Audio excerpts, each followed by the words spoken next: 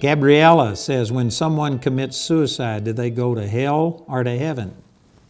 You know, traditionally, the church has taken a stand that anybody who commits suicide goes to hell. And the reason I believe that they teach that is because they believe that's a sin, which I agree that it's a sin. You shouldn't take your own life.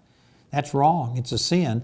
But they believe that every sin has to be repented of and confessed, and you have to receive forgiveness for that individual sin. And since you kill yourself, you can't ask forgiveness for something because you're no longer alive. So they assume that that is an unpardoned sin, and you can't go to heaven with an unpardoned sin.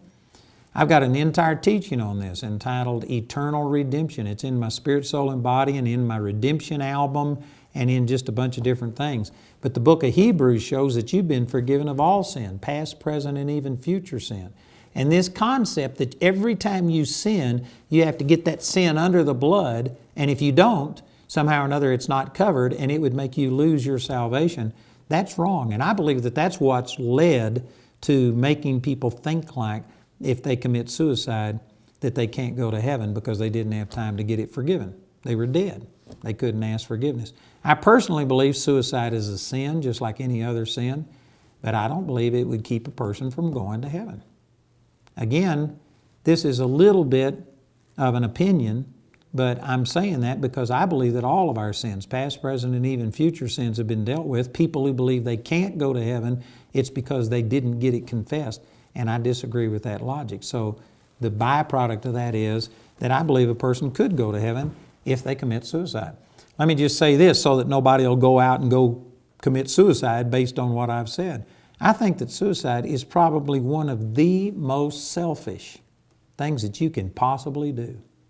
You are only thinking about yourself, and for whatever pain or whatever sorrow, whatever's driven you to this place that you think going on to be with the Lord would be better. First of all, let me say, a person who isn't born again, I can guarantee you if they commit suicide, they're going to hell. There is no limbo, no second chance, no purgatory or anything like that. But if you were a Christian before you committed suicide, I don't think that's an unpardonable sin. I believe you could still go to heaven. But it is a super selfish sin. I mean, incredibly selfish. You are just thinking about ending your suffering and going on to be with the Lord, where we have promise of all of these things, that there'll be no more sorrow, no more crying, no more pain. But you are forgetting everybody else.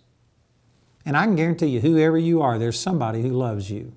There's somebody who, if you committed suicide, it would damage them, it would hurt them. If nothing else, what about all of the people that you've witnessed to and that you've told them about the goodness of God, and you've tried to tell them about how the Lord will minister to them and the Lord will be their strength, and then they see you just taking this cheap way out?